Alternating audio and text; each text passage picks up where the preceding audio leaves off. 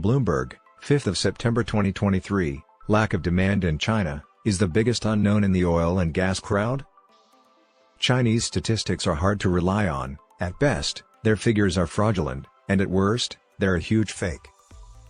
This week, hundreds of producers, analysts, hedge fund managers, and dealers of oil and gas will swarm upscale clubs and hotels in Singapore in an attempt to get an answer to one question: is China indeed returning? Is it lying once more? The last few months have been highly volatile due to OPEC Plus production cuts, ongoing fallout from the Ukrainian conflict, and threats from Australia to strike gas prices. All of this has been coupled with international efforts to control inflation. The largest Asian conference of the oil and gas community will be energized by China's economic health, though, after Beijing started loosening the harsh COVID regulations late last year. Get a gas.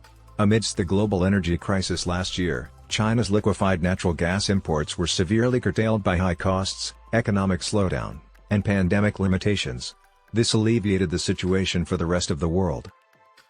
After the COVID-0 restrictions were loosened, the market prepared for a surge in Chinese LNG spot purchases in 2023, putting China up against Europe in a race to replace Russian pipeline supplies. Due to Chinese purchases, the International Energy Agency issued a warning about shortages throughout the world. That hasn't come to pass. The purchasing ceased as soon as China's strategic reserves were total.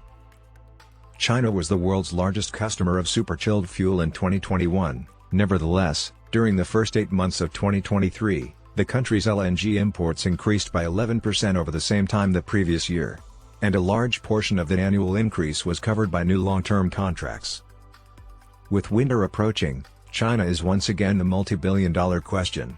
At a time when Australia has agitated European gas markets, efforts to secure shipments for the coldest months run the danger of disrupting a delicate global LNG supply balance and jolting prices. However, given that the price of Asian LNG has dropped by 75% from last year, it seems that traders are not placing their money on a sudden buying frenzy in Beijing. The people in Singapore can at least look to oil for optimism. Some people at the biggest importer of crude oil, Trafigura Group, believe things are improving.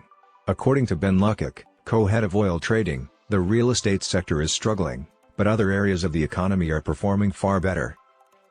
Others observe robust refinery operations and high gasoline consumption. Some of this is due to being ports, and Brent crude is close to $90 per barrel.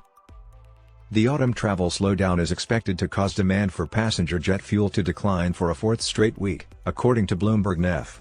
Based on passenger travel plans for September 5th to 11th, it may be inferred that the demand for jet fuel will decrease by 1% per week to 6.58 million barrels per day.